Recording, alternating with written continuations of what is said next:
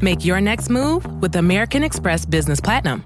You'll get 5 times membership rewards points on flights and prepaid hotels booked on AmexTravel.com. Plus, enjoy access to the American Express Global Lounge Collection. And with the welcome offer of 150,000 points, your business can soar to all new heights. Terms apply. Learn more at americanexpress.com/business-platinum. Amex Business Platinum. Built for business by American Express.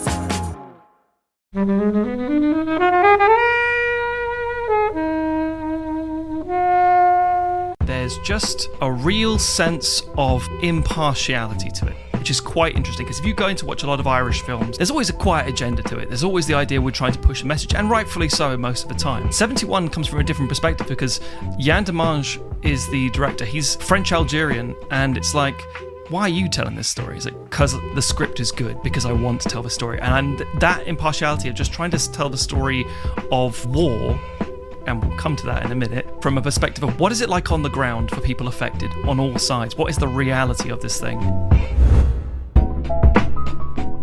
Hey everyone, welcome to this episode of Flixwatcher podcast. Today we're joined by Jack. Hello. Matt. Hello. And Tim. Hello. And we're going to be talking about 71. I'm here as well. Sorry, and Helen, because normally I just say 3 names, but there's 4 names I have to say today, and I've messed it up. Helen, you're always here. Oh, sorry. Thank you as always to Mighty People for their mighty tunes, and thank you to Ben from Rockwood Audio for editing this podcast. Please do remember, guys, to head over to Spotify and Apple Podcasts and give us a glowing 5-star review, and join in the conversation with us. We're on Twitter at FlixWatcherPod or on Instagram at Flixwatcher.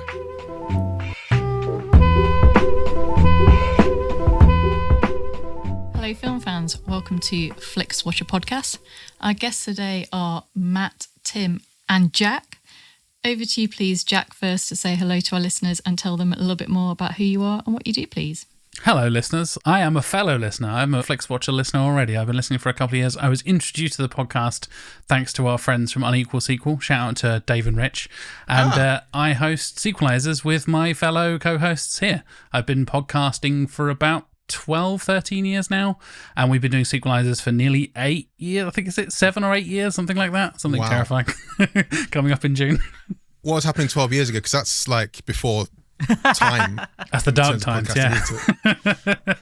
I was talking about comic books more than anything else. That was my first ever podcast. I was working an American website doing like pop culture journalism type stuff, and getting up at 1 o'clock in the morning between lectures to record podcasts with my American colleagues.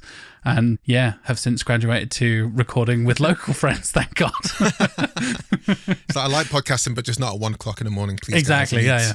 I may or may not have fallen asleep a couple of times in those recordings. So who can tell? That's dedication to the arts. Well, so we've got Jack, also more Tim. Who are you? Yeah, hi, I'm Tim. I podcast alongside with Jack and Matt doing Sequelisers. I joined after the other two as an emergency replacement when there was a slight reshuffle. And then we kind of still had some teething sort of things of finding the right format, but we've been sort of consistent and weekly for coming up on 10 seasons now. And yeah, that's my only podcast. Well, no, that's not true. I did have some short-lived other podcasts, but this is certainly my main one that you'll be familiar with. Tell us briefly about Sequelisers. How does it work? Obviously, you guys, well, not obviously. For me, it's obvious because I've listened to your show. But for the listeners, it's a film-based podcast. But, tell us a bit more about it. Yeah, so we work on a kind of season model. So our main season episodes, we take bad sequels and we try to fix them. So we will recast them, we will change behind the camera talent, and we'll write our own pitches, sometimes dramatically changing what has happened.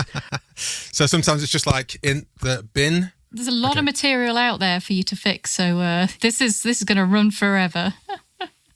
Yeah, we never say just don't make a sequel, even though sometimes that probably is the real answer.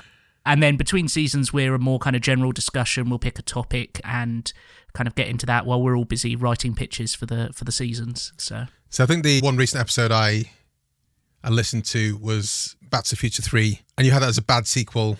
And from what I remember, it was a few weeks ago, I listened to it, probably I think when it first came out. Episode 2 Back to the Future 2 actually had the lowest score out of the 3. So why did you pick 3 instead of 2? I think because that was a tough episode. That was, I think, our season opener for this season. It was episode 2, Tim. It was episode 2. There we go. Jack and I both had time travel pitches to do this season, and they both broke our brains.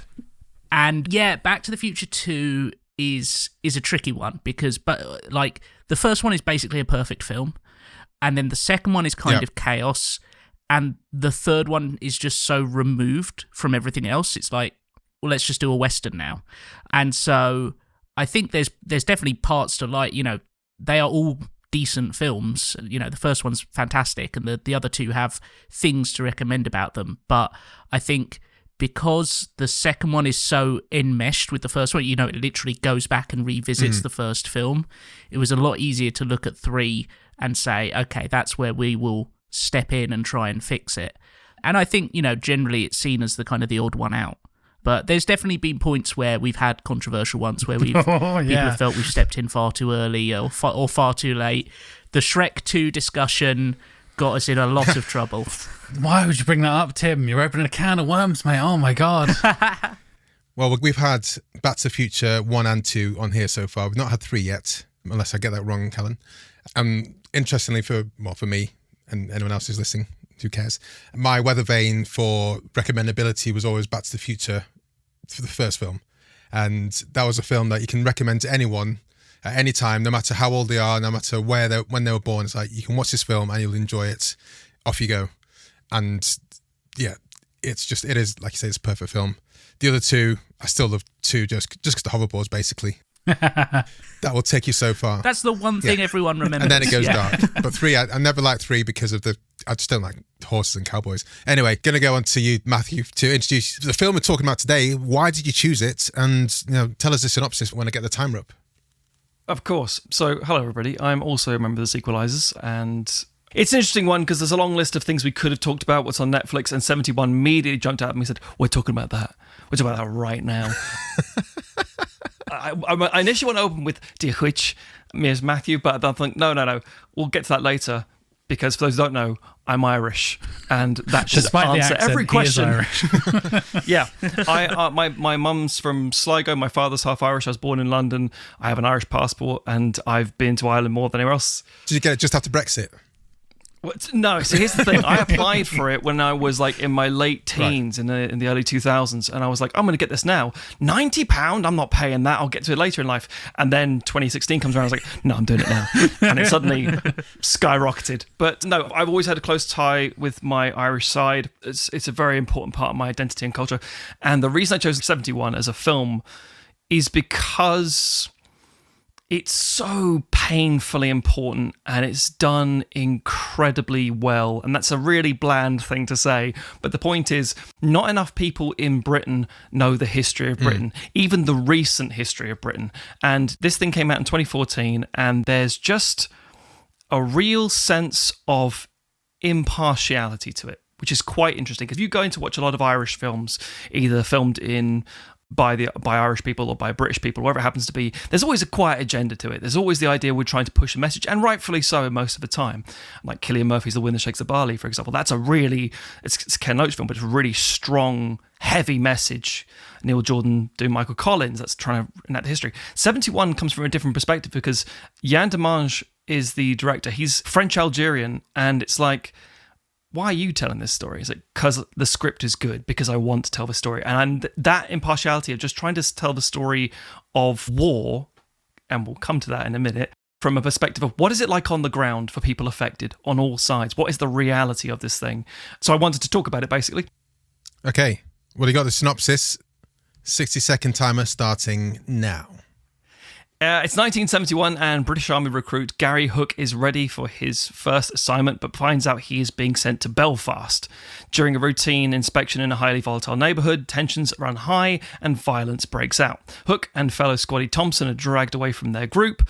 As the rest of the unit retreat, when they're left behind, the two men are beaten, and Thompson is eventually shot by Paul Haggerty as a gunman for the provisional IRA. Fearing for his life, Hook runs off to the back alleys, trying to survive long enough to get back to his barracks. And he then encounters loyalists and Ulster police and Catholics and provisional IRA and original IRA and all kinds of things like that. So it's a very tense film. So, Jack, Tim, Helen, what did you know about this film beforehand, and how much do you know about the Troubles beforehand? Pretty much only what Matt has told me before.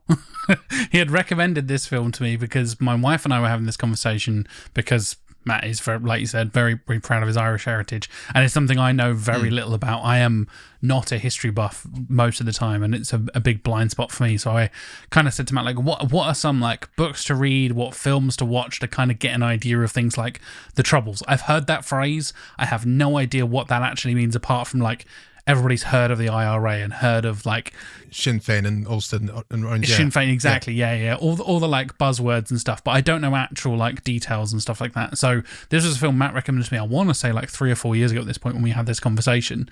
Very likely. And it's been on my to watch list since then, basically. So this was a nice excuse for me to actually sit down and watch it and get stuck in and kind of get it off my to watch list and have something to actually talk about, which is really cool. Helen. Yeah, so I kind of knew about it because it's one of... What, the Troubles or the film? Oh, the film. So, yeah, my knowledge of the Troubles is very, very, like, limited to occasional films. And so, yeah, I'm also not particularly a historian either. And I think the English knowledge of Irish history is very poor, and that it's not kind of taught in schools is, like, completely bizarre. Like, we should really know this. So it is quite embarrassing not to. And yeah, I'd heard of the film just because it was like one of the earlier ones of Barry Keoghan. He was in it, and it's been on my list. Yeah.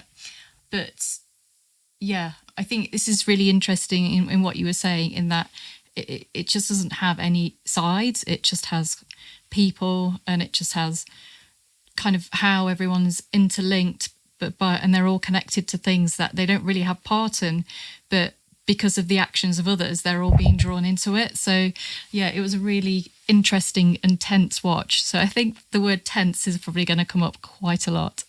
And then finally, Tim. Yeah, I mean, I'm very much aligned with the others in that my knowledge was pretty limited. I remember sort of growing up at the very end of, before the Good Friday Agreement and stuff like that, and having very vague knowledge. But I think, it's not taught in schools, and I think partially the reason is that it makes England look really bad. But I didn't have much knowledge of this film. I was aware of it when it came out because Jack O'Connell, who plays the main character, kind of it was a big year for him. I think he had Unbroken either the same year or it was around this time. And I was aware of the director. We did an episode, a series of episodes trying to fix the MCU, basically, and pitch our own MCU films, and he was someone I picked. Yann Demange was who I picked to do Is he still doing Blade?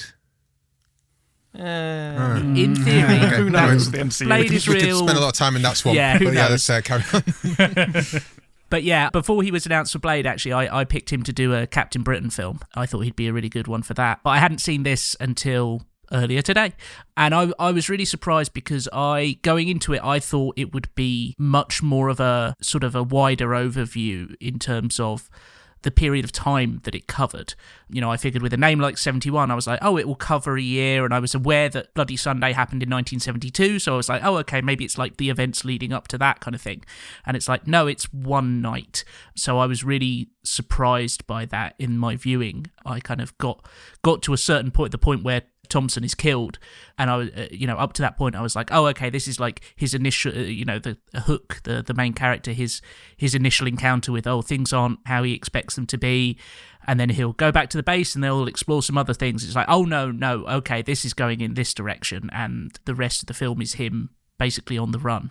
My knowledge is, I'm from Manchester. I remember when the Manchester bombings happened, so I remember that when the Troubles spilled out into the mainland UK.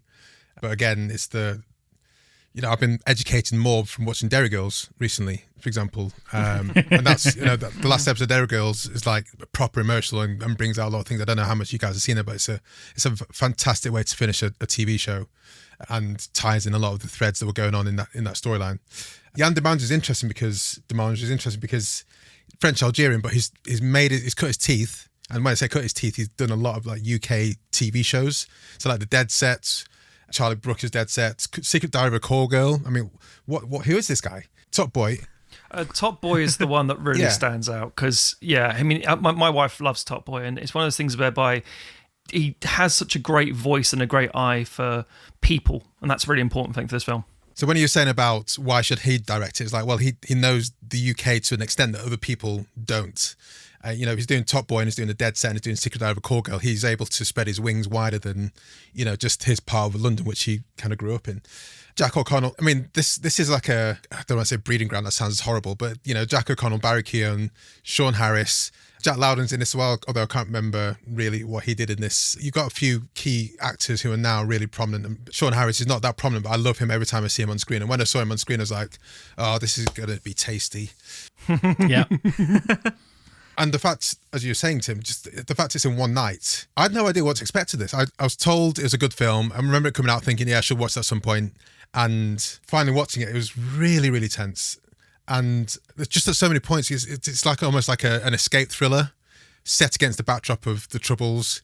But when you see the Troubles going on, because you see all the different sides, and I need to watch this multiple times because I literally had no idea who's on which side. But things like the bomb going off in the pub, but then the pub two streets across the road, people still drinking there. I'm like, get the fuck out of the pub, guys. What are you... See, this is fascinating because obviously you can see something like In the Name of the Father and a few other films set during the Troubles, and everyone tells a different story from a different perspective. This one, even like recently, Kenneth Branagh's Belfast, another really good film, obviously from a child's perspective. That's also on Netflix as well, and I've queued that up to try and see if there's additional learning to do. There is, and it's slightly earlier in the take, and it's very much a semi-autobiographical thing of what's a little boy's perspective of this and seeing and trying to understand that world.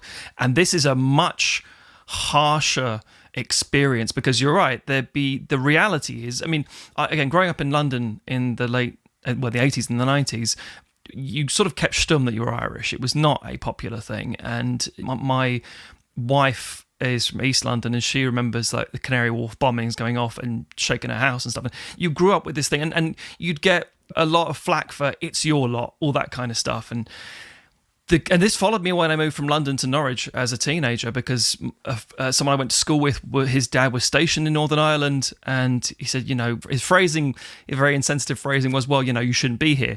And then I looked him dead in the face and said, maybe your dad shouldn't have been there. And there's this whole thing, because this is one of those things where it does not, the behind the scenes of what happened, you go back and back and back to colonialism, to invasion of Ireland. You then get to multiple uprisings and rebellions. You then get to 1916 and all these big important dates, especially for Irish people. And then you get the signing of the treaty. And it's so strange this film came out in 2014 because the treaty was very like, we're going to have a bit of peace. World War I is now coming to an end. We need peace in Ireland.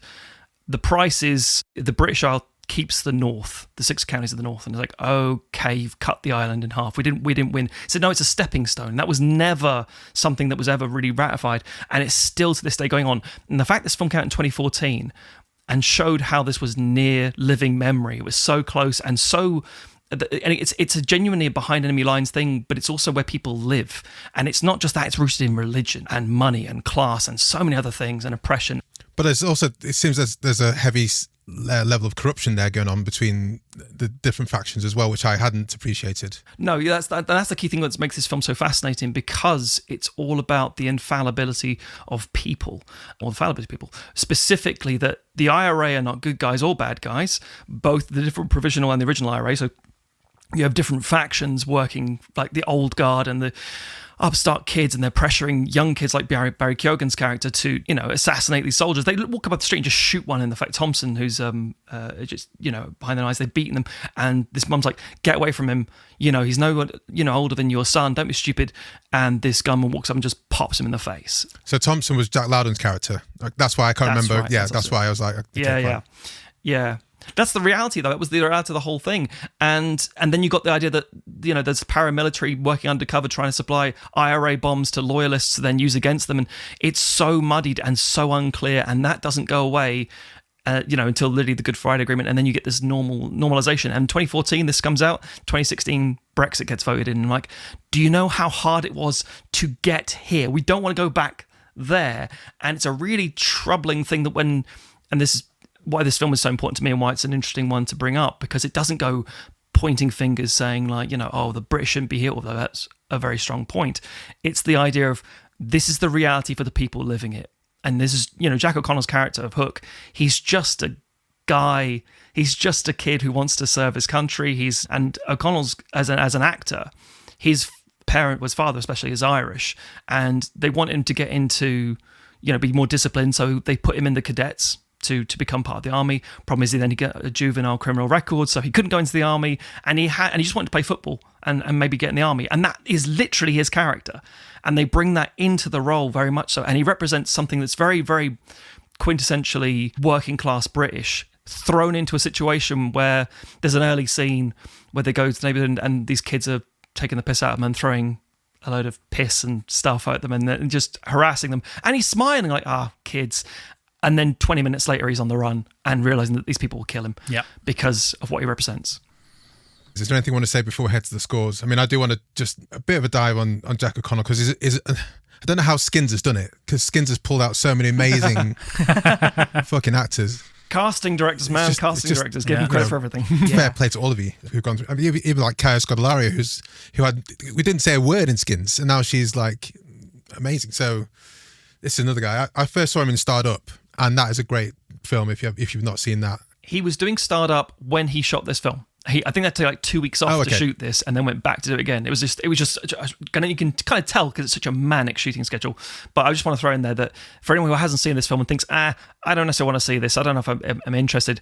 It's a really astute war film that takes what war is actually like when you're in occupied territory, or you are somewhere that you arguably shouldn't be, that you think is home territory, and then you realise you are constantly surrounded on all sides. I almost don't view it like I mean, obviously it is a war film, but I think it also reminded me of stuff like The Warriors and the original Assault on Precinct 13. Westerns. Where it just feels, that, like Helen said, tense, desperate, surrounded on all sides, and you don't know who you can trust, because there's not only are you in this, effectively foreign territory, but you also, even the people who are supposedly on your side might be selling you out for political agendas, or just because they're kind of shitty people. Whenever you see Sean Harris, he's kind of... Can't trust him. Shifty. Always a little bit of a dick. Well, let's head to scores, guys. We can obviously keep on talking about the film as we go through.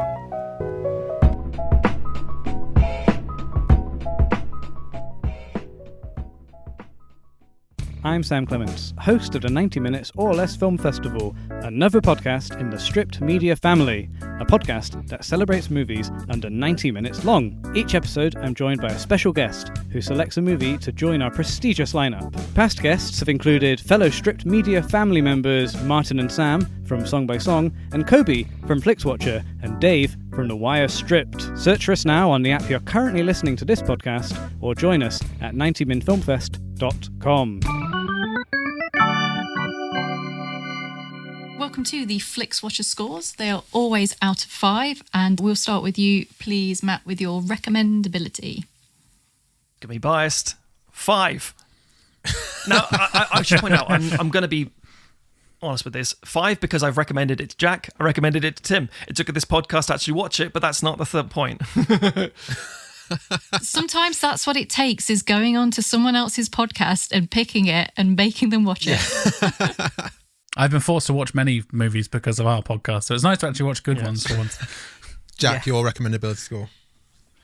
I'm going to go for a 5 as well, because I think this is a really important thing. Like, everybody, the rest of us, apart from Matt, have basically all said, we didn't know about this. We're not, as you said so rightly earlier, Helen, like, we're not taught about this in schools, and that's absolutely mad. I know more about ancient Egypt and, like, ancient Greece and all that kind of stuff. You kind of do, like, there's World War II, and then the present day, and then ancient stuff, and nothing in between. Just don't talk about the empire, don't talk about colonization, don't talk about the troubles, blah, blah, blah.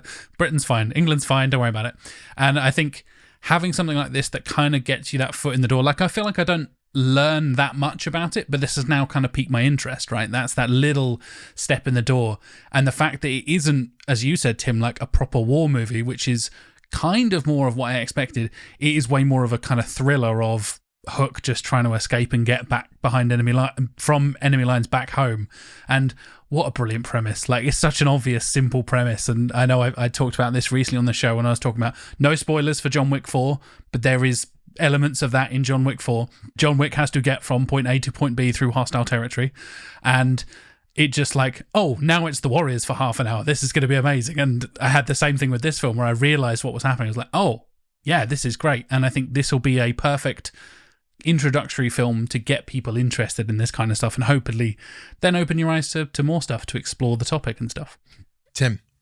I'm going to break the pattern because I'm going to give it a 4 because I think it is very, very recommendable. But I think, when I think I'm not just thinking about myself. I'm thinking about the public out there. Man of the people, Tim Maytom. We always say it on the show. Exactly. I think there's bits that are gonna, for people who are particularly like squeamish or anything like that. I winced a couple of times. It's a shocking and brutal film because that is what the situation was, and that is not going to be for everyone. But I also think if you can stomach it, you absolutely should watch it. Helen? Yeah, so I definitely, my expectation of what it was going to be going in did not match what it actually was. And in a good way for me, but I feel that for some people going in thinking it's going to be like a traditional kind of war film, and there's going to be like lots of kind of action and battles, and there's going to be like clear-cut good guys and someone who you can like root for and boo. It doesn't really have that in that way. So I'm going to give it a 4.5. And I think if you're kind of into something that's a little bit more thoughtful and is going to make you have to think rather than kind of like a war film with like lots of explosions and lots of like bloody battles, this is going to be for you. Yeah, I'm going to 4.5 as well because there are some dark bits to go through, but like Helen, I maybe didn't watch it because I didn't understand the film that was going to show us, and I'm so glad I have got around to watching it now. When you said to him about Warriors is probably one of my top 10 favourite films ever, and as soon as you said that, I was like, that's exactly what we're going for here. If Warriors was to be made now, although it would belittle the story that's been portrayed here, but it would be grittier, it would be this kind of film.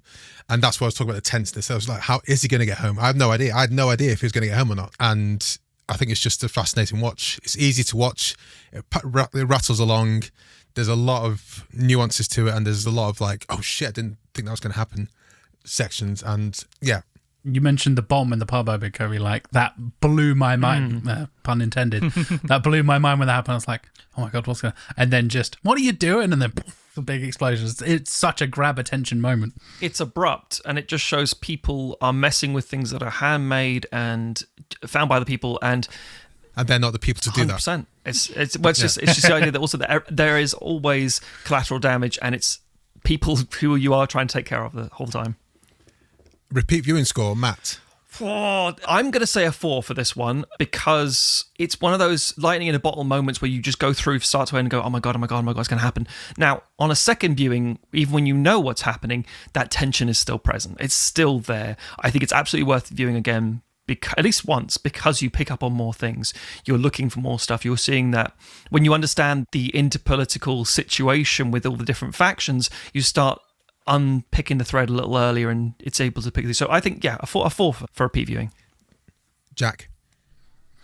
I'm going to go for a 3. I think this is something that I'm not much of a repeat viewer anyway, which is kind of pushing me in that direction anyway.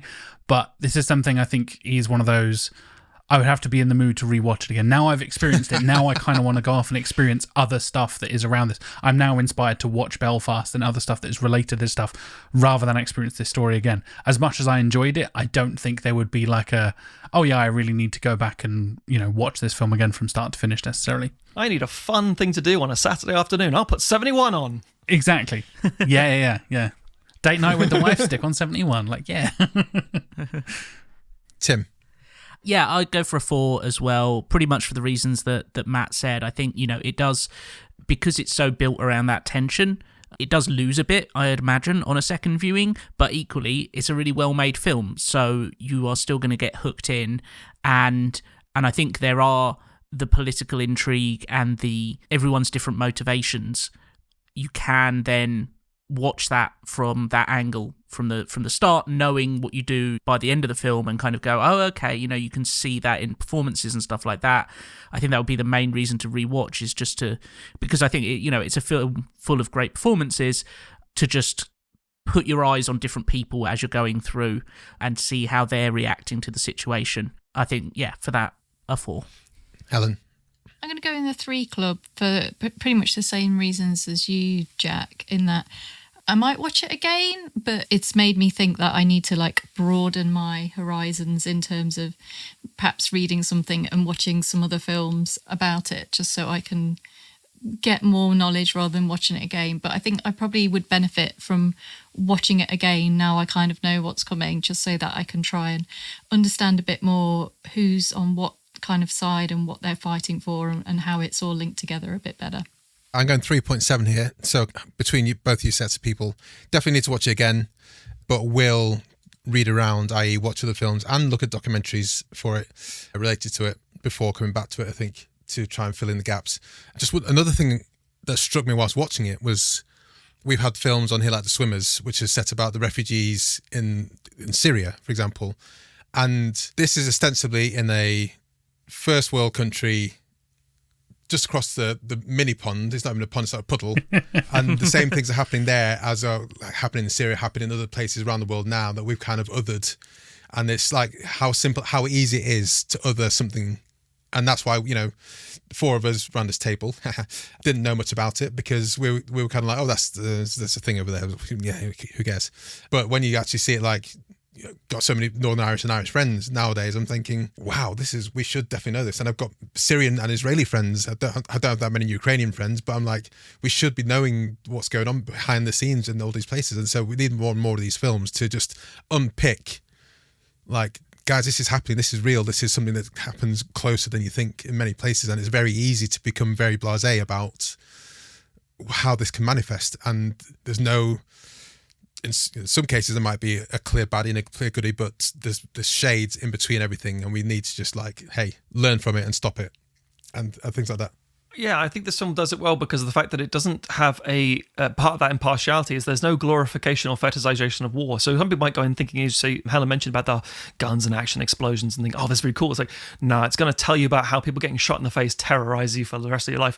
And, for the end of the film, chucking your dog tags in the sea is like, yeah, you don't want to go back ever again. You just want to hug your closest, nearest and dearest and say, I don't want this. And the fact that it is, as you say, a couple 100 miles across the sea, it's so close and it's so real. And for people living there, some people consider it Britain, some people think it's Ireland. So yeah, tricky. I was just going to say that I was doing a bit of Wikipedia reading about it all afterwards, and the kind of the impact that it had for people growing up quite young has just kind of completely destroyed their lives. There was mass unemployment, the housing was completely destroyed, there was no jobs, people lost members of their family, the younger generation had massive problems with authority, with trust and everything. So it completely destroyed the country. Absolutely. And I think just to very quickly add another little bit of a little tidbit here. Demange wanted to film in Ireland for an authentic experience, but when he got there, realised that a lot of the housing area specifically he was looking for is gone because of the negative connotations. So they have ended up filming in Sheffield and part of the north of England, because the north still doesn't have that kind of money and investment and things. So again, it's that human relatability and how it affects people, and it still feels very close to home. So small screen score, Matt? I'm going to go with a 4 because we're talking about a TV director who ups his game for film and cinema, but it's still a very tight shot movie where you've got a lot of handheld stuff. It's very erratic, it's very close, it's very tight. I think it works just as well on a small screen as it does a big screen. Jack? Yeah, totally agree. I think this worked really well. I watched it through my PS5 on Netflix with headphones on, just, in the zone. And it was really quite immersive just being there, because it feels like such a personal story and such a kind of small scale, intimate thing with Jack O'Connell's character Hook. I think it works really well on the small screen, so I'm going to go 4 as well. Tim? Yeah, much the same. Yeah, I think, obviously no film is ideal to watch on a phone or whatever, but I think this one, because, and especially because so much of it is claustrophobic, watching it on a small screen, you don't kind of lose that much because you want to feel hemmed in to a certain degree. And I think it's the kind of thing that, being able to pause it and go like, hang on, so who are these guys and what do they want is actually pretty useful. Helen. Yeah, so I think this completely like passed me by at the cinema, and I think possibly the title would have been one of those that just wouldn't have. I would have like, I don't know what that means, which is really bad. And I think that I would have appreciated seeing it in the cinema. But that said, it is on Netflix for you to discover. If, like me, numbers in films just pass you by, then go for it. So I'm actually going to give it a 5. I think if you set yourself up with good sound and good vision, you'll get to experience it to the max. I'm going for 4.5 here. I think I would have liked. I remember it definitely coming out. I can't remember why I didn't specifically watch it. And this is a time when I would have been watching a lot of films quite often. But it worked really well at home. But I think I would have definitely loved to see this in the cinema. I think just a bit more immersion in would have been great. Engagement score, Matt. 5. The whole film is designed to, at the very start, it's a slight slow burn when you're introduced to Hook and his training and his family life with his younger brother, and it's a little bit like slowly gathering momentum and pace. But once it starts and once he's deployed, you're in, and it has you by the throat and it doesn't let go. And only in the last few minutes, even when in the last moments, and you're thinking, okay, it's over now, you still have that tension of, I kind of want this to stop. I just need this to stop for 5 seconds. I need to breathe. So it's full on 5 for me. Jack. I'm going to go 4 on this one. I always think of it very old-fashioned. I know we're talking about Netflix films here, but like if you're flicking through the TV, it's like, 71's on, I'll sit down and watch that. If it's the surgery scene, I'm flicking across. I'm bad with needles. I can't be dealing with that. Like, hey, this is going to hurt like fuck. And then he's like, oh God, and he's just sewing him up. No, thank you. But yeah, I think, like you said, Matt, once you're in there and once you kind of like get invested in Hook and what he's all about, and I think O'Connell's performance sells it brilliantly. He feels like such the everyday man, the working class. I was going to say hero, but hero is completely the wrong word. Almost like saying a hero ironically there. But I think, once you're invested, you're totally in. So I think it works. But if I was just like, scrolling through, I'd be like, maybe. Yeah, and Tim? Yeah, I would go for a 4.5 for this. I think if you come across it in the early moments, thinking about that kind of, flicking through TV, even though not many people do that anymore. But if you come across it in the early moments, I think you could kind of bounce off it a little bit. But likewise, I think once it puts the pedal down, it's so engaging and you get so caught up in it so quickly. And because it has that very simple hook of this guy is essentially behind enemy lines, but it's also just in a city, where people are living and trying to get on with their lives to a certain degree, and people are trying to track him down and kill him. The premise is very simple. It's very easy to get caught up with in that sense, because you start watching it and you go, oh, okay, I understand what this guy wants. He wants to survive, and it's a film about, survival at the end of the day. Helen. Yeah, I'm going to give it a solid 4. I couldn't quite resist the urge to stay off Wikipedia just because I was trying to work out who was who and where they were and check that I knew what the context was. But yeah, a super solid 4 from me. I'm going for 5. I just had no idea where it's going to go. Didn't know if he was going to survive. Didn't know who was what. And I was like, hold on, is that Barry Keoghan? Or is that Sean Harris? What's going on? I thought he was on that side. Oh, he's on the other side. Why is he? Oh my God. So I was like leaning forward, even though this is one of the times I kind of put this on the iPad in bed, fully expecting to fall asleep and pick up the next day. And I was like, I didn't go to sleep until it's just done. So 5. That gives us an overall score of 4.23500. Yeah, repeat viewing score slightly low, but overall very decent. Hey everyone, so if you are listening to this for the first time, do find us on Twitter. We are at FlixWatcherPod, or also do find us on Instagram, just at FlixWatcher, because we do talk about films in general, but also before we go to recording, we do ask for opinions from people like yourselves. So look out for a tweet saying something similar to, we're reviewing 71 with Chambers and Stogdon and Trivia Lad from Sequelisers. Sorry to butcher your web handles there. Have you seen it? Tells your score out of 5 stars. And we had one response today. Matt, do you want to take that one? Yeah, of course. It comes from John Loftus, and it says, taut, tight, and a non-stop rollercoaster of a film, 3.5 stars. That seems to, John is a frequent contributor. I would have, that sounded like a 4 from him, but 3 and I'm not going to argue. I was arguing, but I'm not going to argue. I'd say we ranked up to a 4. It's fine. Just round it up. Yeah. Matt, can you sign off by telling everyone where we can find the Sequelisers, and then we'll all say goodbye to the listeners. Of course, you can find Sequelisers pretty much everywhere. Just Sequelisers, Sequelisers for any American listeners out there who want to put Zs in there. We're also on Twitter and Instagram and Spotify and everywhere under the sun, including Patreon. Fantastic. Thank you very much, guys. It's been a pleasure to talk about 71. Thanks for coming on. See ya. Thanks, Bye. guys. Thanks. Bye. Enjoyed this episode of Flixwatcher podcast? Why not leave us a 5-star review on iTunes? You can also follow us at FlixWatcherPod on Twitter, and we're at FlixWatcher on Instagram. Thanks as always to the mighty people for their mighty tunes and Rockwood Audio's editing skills. If you're looking to get your podcast edited as sweet as this, get in touch with Rockwood, ROKK Wood Audio. Tell them Flixwatcher sent you.